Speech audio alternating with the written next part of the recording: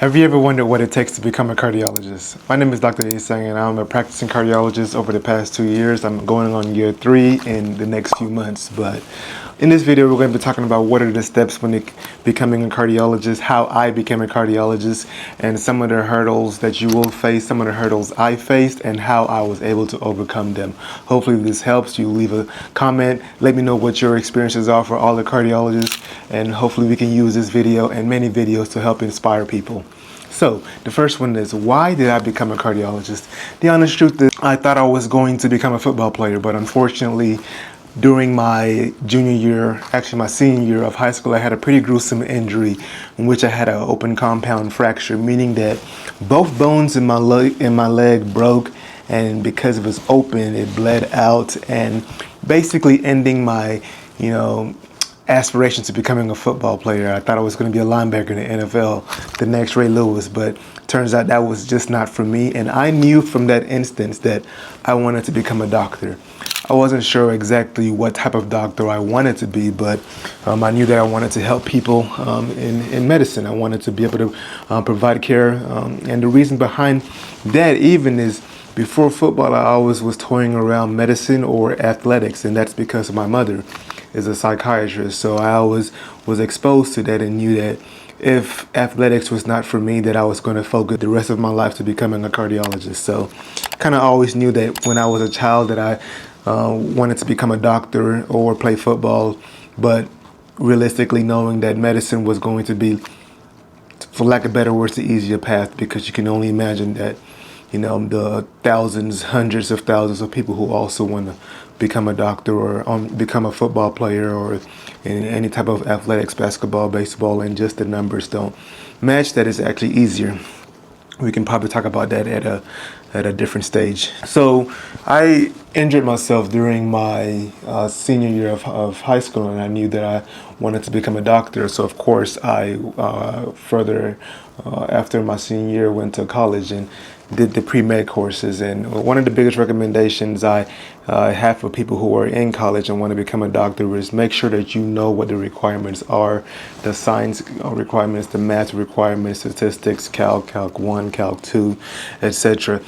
Make sure you know it better than your advisors, and that's a crucial thing that helped me graduate early. And I put early because I had a lot of injuries even throughout college that required surgeries. I was pretty much out for 1 year of my college experience because of having so many surgeries, but I also graduated in 4 years. So taking some courses during the summer helped to put me on the same path as a regular student going to college. So make sure that you know your requirements for whatever field you want to be in, but also know what the pre-med, pre-law, whichever field you're aspiring to, know what the requirements are, and always stay up to date with that.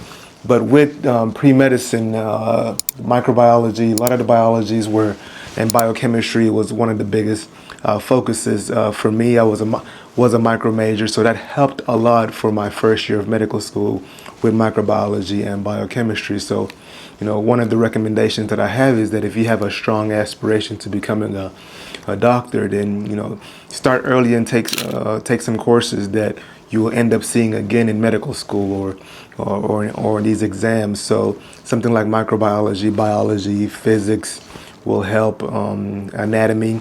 Taking all those courses will just give you a little bit of a head start. So in college, I was a pre-med microbiology major, and it helped a lot.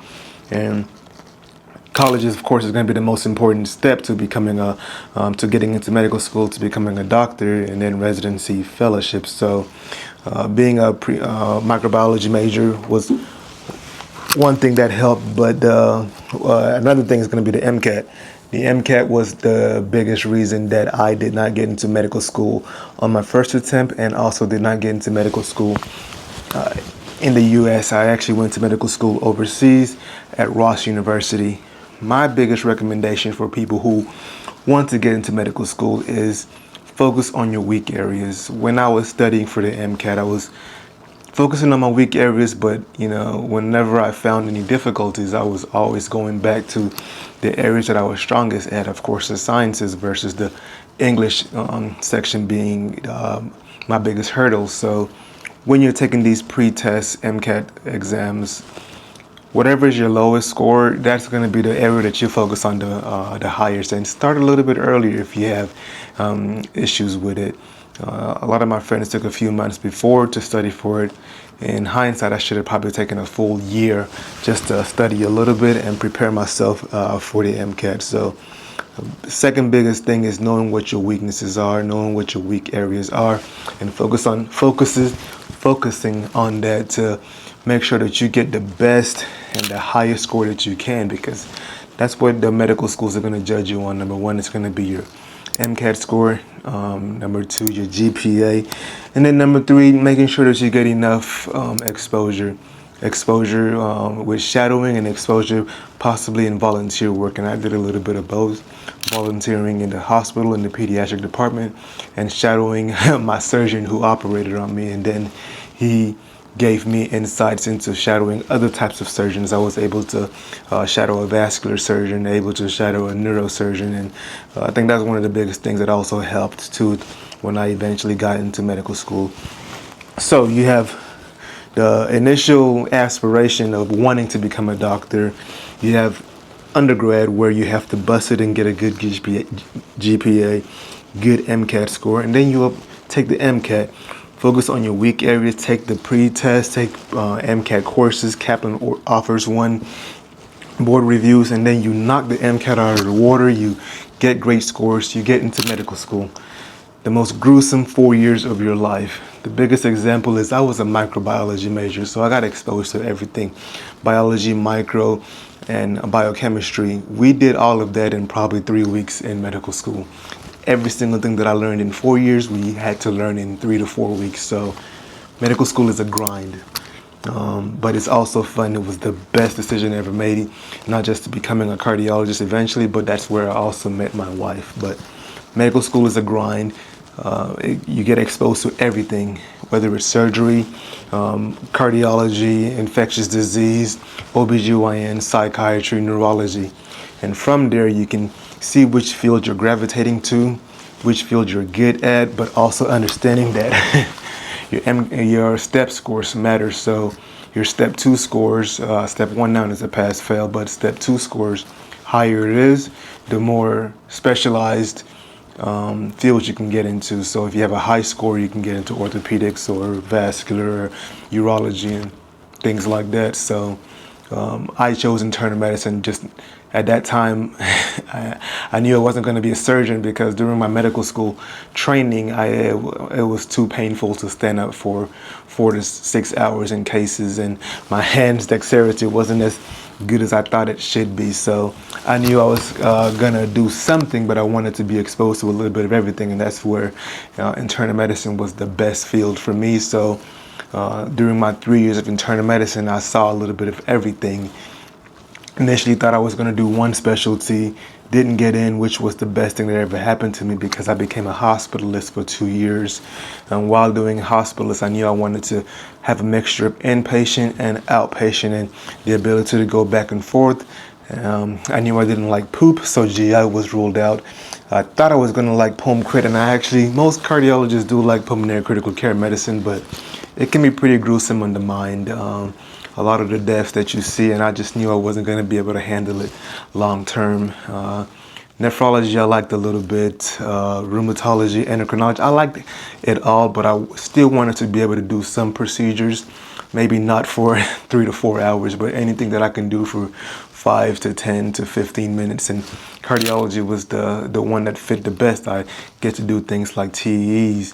I used to do heart catheterizations, but stopped doing them. But the flexibility to be able to do inpatient, outpatient, TEs, EKGs, stress tests, that fit perfectly. So switched my focus to that while as a hospitalist, still doing some research, and was lucky enough to, on my third trial of applying, getting into cardiology fellowship. And that's the third and the final point, is that success has many different forms. You're not going to get it on the first try, not for everybody. Sometimes it may take a second, third, even a fourth attempt in getting in.